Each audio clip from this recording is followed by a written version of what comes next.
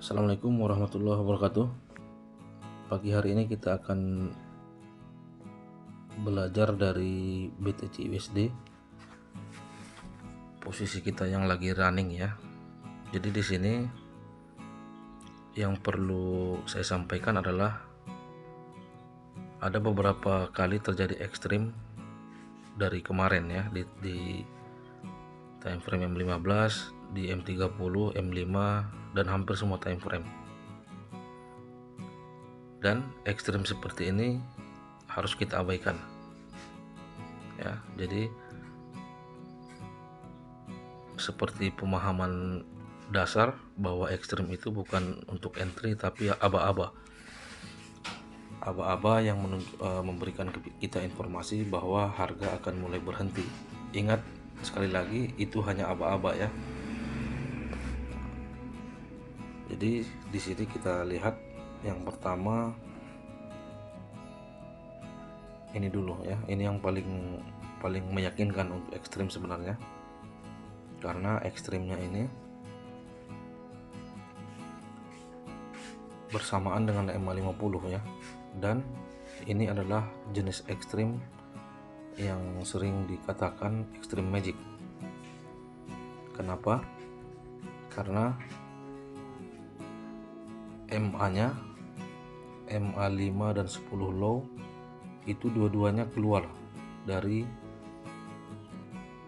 low BB ya. Ini low BB, ini MA5, ini MA10. Jadi dua-duanya keluar. Biasanya kan hanya satu seperti ini. Ini dua-duanya keluar. Ini menunjukkan rejection yang sangat kuat ya. Tapi kenapa kita abaikan? Karena memang seperti pemahaman basicnya, ekstrim hanya aba-aba ya. Yang membuat kita akan close posisi ini apabila dia terjadi CSAK gitu ya.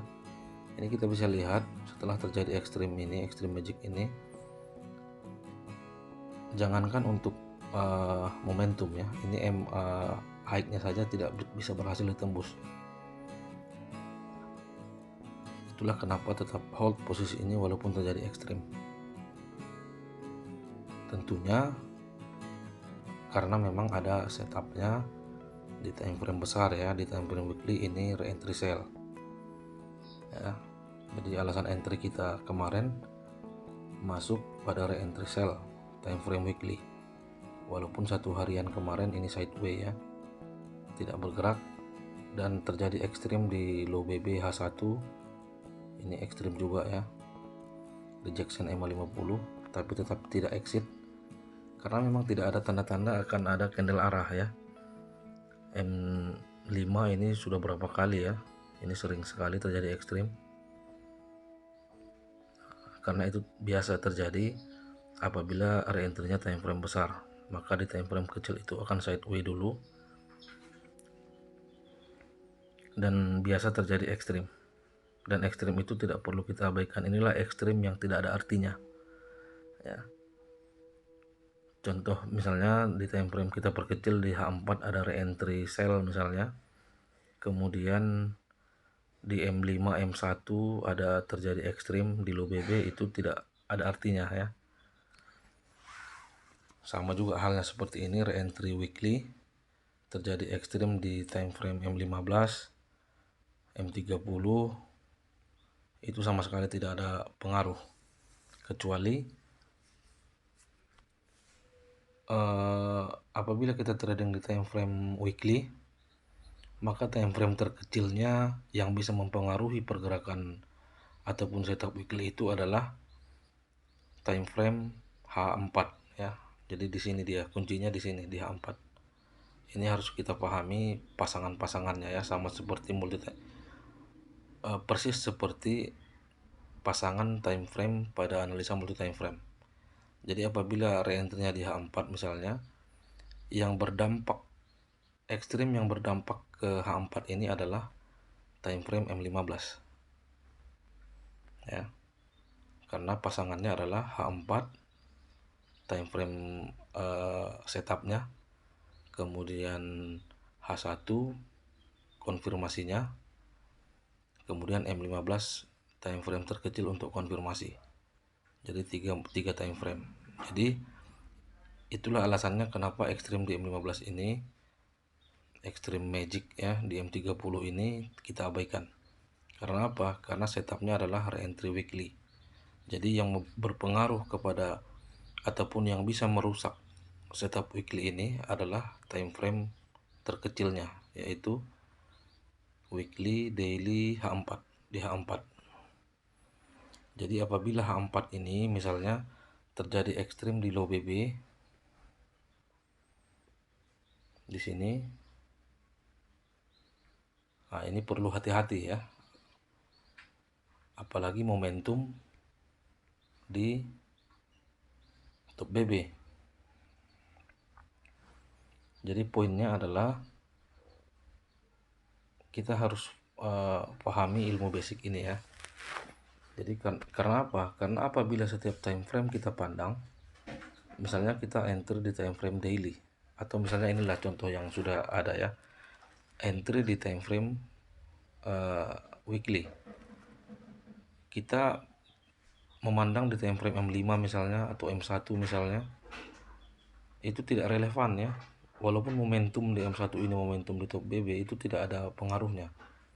Kalau kita perhatikan semua time frame, mungkin saja kita tidak akan entry karena tidak akan ada yang sempurna ya. Jadi seperti itu untuk menentukan fokus kita apabila kita entry di satu setup. Jadi misalnya entry, saya ulang lagi, misalnya re-entry sell di time frame H4, fokus kita cukup sampai H4, H1, M15 saja. Kalau kita perhatikan M5, M1 itu akan sulit kita untuk mendapatkan entry karena tidak akan ataupun jarang sekali yang akan bersesuaian. Sama halnya seperti signal nomor 1 ini yang sudah running dari kemarin tidak bergerak, time frame weekly alasan entry-nya, maka cukup H4 ini saja yang memutuskan kita apakah hold, apakah exit ya. Jadi ini penting karena sering sekali kita memang mengclose posisi yang setelah kita close itu malah terjadi momentum yang hebat dan bahkan melebihi bisa 5 kali lipat dari target yang kita buat di awal. Itu terjadi karena kita tidak memahami fokus di time frame mana kita mengambil keputusan untuk hold ataupun close. Ya, saya sering melakukan itu sehingga saya bisa menyampaikan ini ya. Jadi apabila seperti ini re-entry time frame weekly, ya cukup paling rendah kita menunggu di H4. H4 ini yang menentukan kita apakah close atau exit, close atau hold ya maksud saya. Jadi apabila misalnya kita entry suatu saat di time frame daily, alasannya time frame daily, cukup di H1 saja kita mantaunya untuk mengambil keputusan hold ataupun close ya. Ini penting untuk supaya agar jelas fokus kita, jelas pengambilan keputusannya berdasarkan time frame mana ya. Oke. Itulah alasan kenapa ekstrim di H1, M15, M30 tidak berpengaruh dan masih tetap hold. Semoga bermanfaat apa yang saya sampaikan untuk trading kita di masa yang akan datang. Assalamualaikum warahmatullahi wabarakatuh.